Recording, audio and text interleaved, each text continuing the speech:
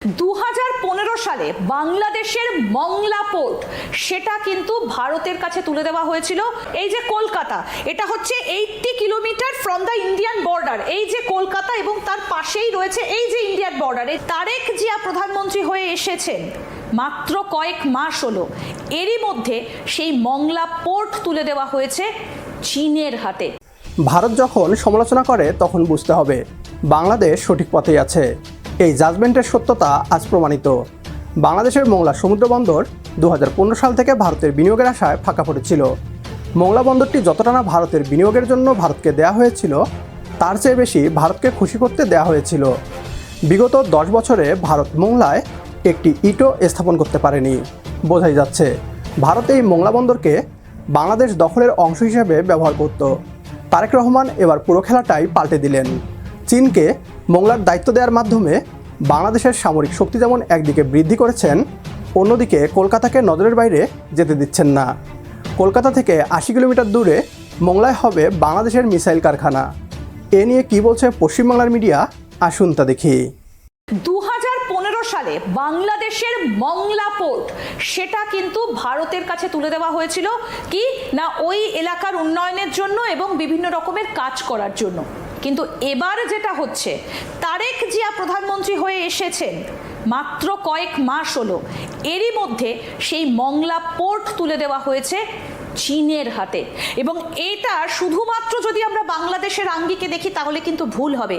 এর পেছনে রয়েছে আরও বেশ কিছু গুরুত্বপূর্ণ বিষয়, আমরা সেইগুলো নিয়ে একটু আলোচনা করব। স্যার আপনি যদি আসেন, আমাদের সঙ্গে রয়েছেন আজকে ডিফেন্স বিশ্লেষক বিশেষজ্ঞ RK শ্রীবাস্তব। স্যার, এটার দূরত্বটা কতটা? এই হচ্ছে ভারত, এই যে কলকাতা, এটা হচ্ছে 80 kilometre from the Indian border. এই যে কলকাতা এবং তার পাশেই রয়েছে এই যে ইন্ডিয়ান বর্ডার। এই যে আমি যদি একটু দেখানোর চেষ্টা করি ম্যাপের মাধ্যমে, তাহলে সেটা বোঝা যাবে। এই যে বসিরহাট, টাকি, হিঙ্গলগঞ্জ, এই জায়গাটাতে হচ্ছে এই যে বর্ডারটা, এবং এখান থেকে 80 কিলোমিটার হচ্ছে মংলা পোর্ট।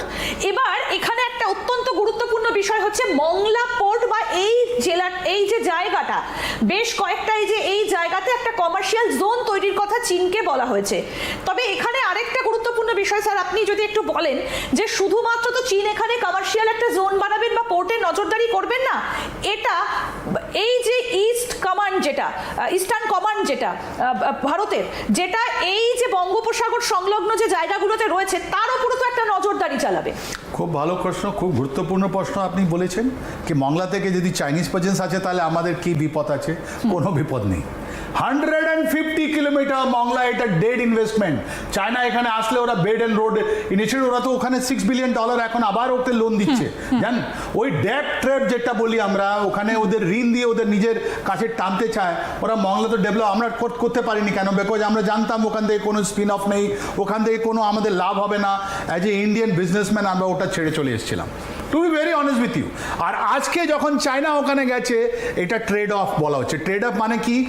এইটা আপনার আজকেও কক্সবাজার যান না, যারা বাংলাদেশে এত বড় বড় কথা বলছে যে আমাদের এই মংলা পোর্ট আমরা চায়নাকে দিয়ে দিলাম, ইন্ডিয়া থ্রেট হলো, আমি চ্যালেঞ্জ করে বলছি আপনার বাংলাদেশ লোককে, যান আপনি কক্সবাজারে যান। বঙ্গোপসাগরে তো ভারতের একটা নাভাল অ্যাক্টিভিটি রয়েছে, এখানে স্যাটেলাইট, রাডার, অনেক কিছু রয়েছে।